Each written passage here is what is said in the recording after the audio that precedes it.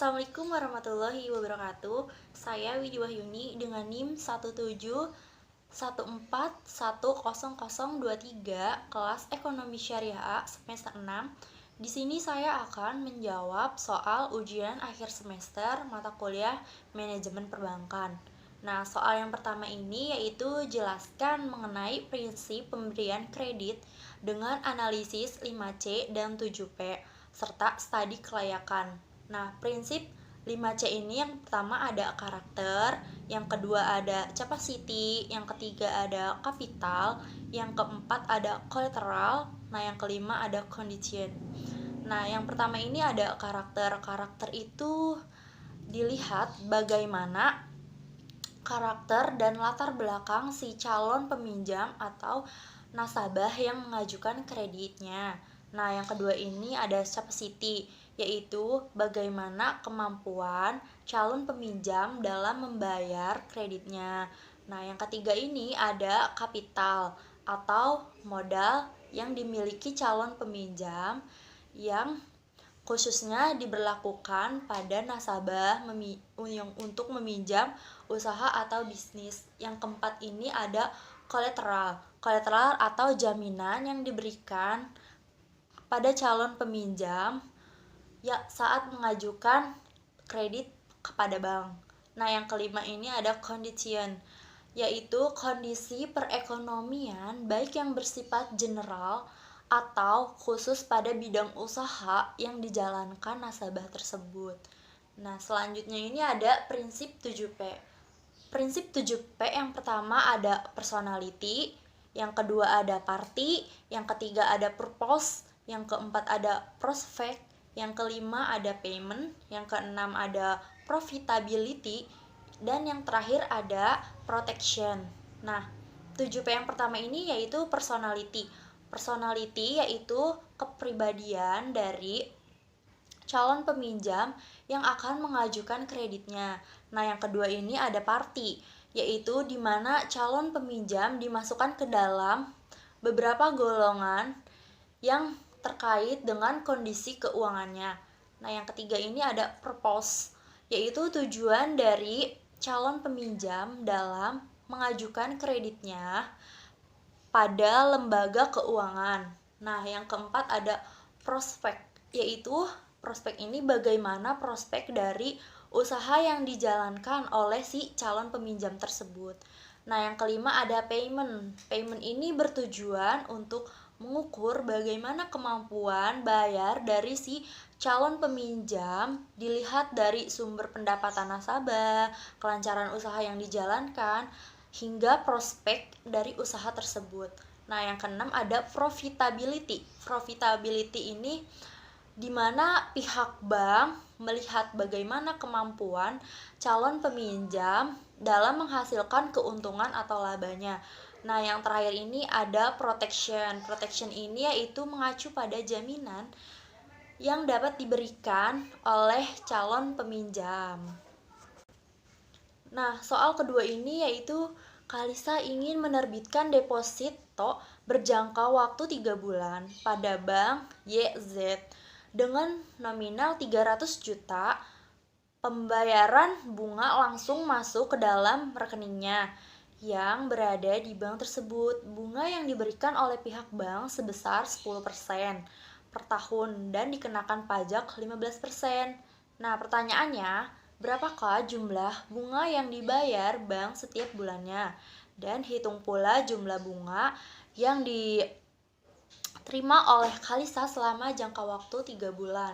Nah, jawabannya ini yang pertama ini ada kan bunga 10% dikali 300 juta dibagi 12 bulan dikali 1 bulan, yaitu 2.500.000.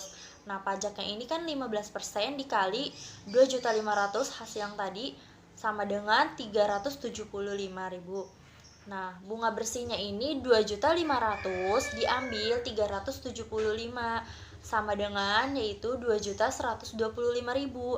Maka jumlah bunga yang dibayar bank setiap bulannya oleh Kalisa yaitu 2.125.000. Namun jika bunga diambil setelah jatuh tempo perhitungannya yaitu bunga 10% dikali 300 juta dibagi 12 bulan dikali 3 bulan sama dengan 7.500.000. Nah, pajaknya ini 15% dikali 7.500.000 sama dengan hasilnya 1.125.000. Nah, sedangkan bunga bersihnya itu kan 7.500.000 diambil 1.125.000, hasilnya 6.375.000. Nah, maka jumlah bunga yang diterima oleh Kalisa selama jangka waktu 3 bulan sebesar 6.375.000. Nah, soal selanjutnya ini jelaskan tujuan dari manajemen pemasaran bank dan jelaskan mengenai konsep-konsep pemasaran. Nah, jadi manajemen pemasaran adalah sebuah rangkaian proses analisis, perencanaan, pelaksanaan, serta pengawasan dan pengendalian suatu kegiatan pemasaran. Nah, tujuannya adalah untuk mencapai target perusahaan secara efektif dan efisien. Nah, ada juga nih konsep-konsep pemasaran. Kalau yang saya cari jawabannya ada 6. Yang pertama itu ada konsep produksi, yang kedua ada konsep produk, yang ketiga ada konsep penjualan, yang keempat ada konsep pemasaran, yang kelima ada konsep pemasaran sosial, yang keenam ada konsep pemasaran global. Nah, yang pertama ini ada konsep produksi. Konsep produksi berpendapat bahwa konsumen akan menyukai produk yang tersedia di mana-mana dan harganya murah. Konsep ini berorientasi pada produksi dengan mengerahkan segenap upaya untuk mencapai tujuan produk yang tinggi. Nah, kalau konsep yang kedua ini ada konsep produk. Konsep produk ini mengatakan bahwa konsumen akan menyukai produknya yang menawarkan mutu, performance, dan ciri-ciri yang terbaik. Nah, yang ketiga ini ada konsep penjualannya. Konsep penjualannya ini berpendapat bahwa konsumen dibiarkan begitu saja. Organisasi harus melaksanakan upaya penjualan dan promosi yang agresif. Nah, yang keempat ini ada konsep pemasaran. Nah, konsep pemasaran yaitu kunci untuk mencapai tujuan organisasinya, terdiri dari penentuan kebutuhan dan keinginan pasar sasaran, serta memberikan kepuasan yang diharapkan secara lebih efektif dan efisien dibandingkan para pesaing lainnya. Nah, yang kelima ada konsep pemasaran secara sosial, yaitu tugas organisasi adalah kebutuhan, keinginan, dan kepentingan pasar sasaran, serta memberikan kepuasan yang efisien dari para pesaing lainnya dengan tetap melestarikan atau meningkatkan kesejahteraan konsumen dan masyarakatnya. Nah, yang terakhir ini ada konsep pemasaran secara global.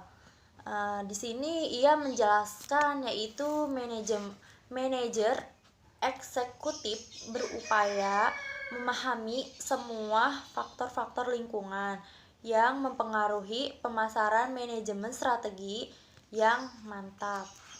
Nah, begitu jawaban ulangan akhir semester mata kuliah manajemen perbankan. Kurang lebihnya mohon maaf.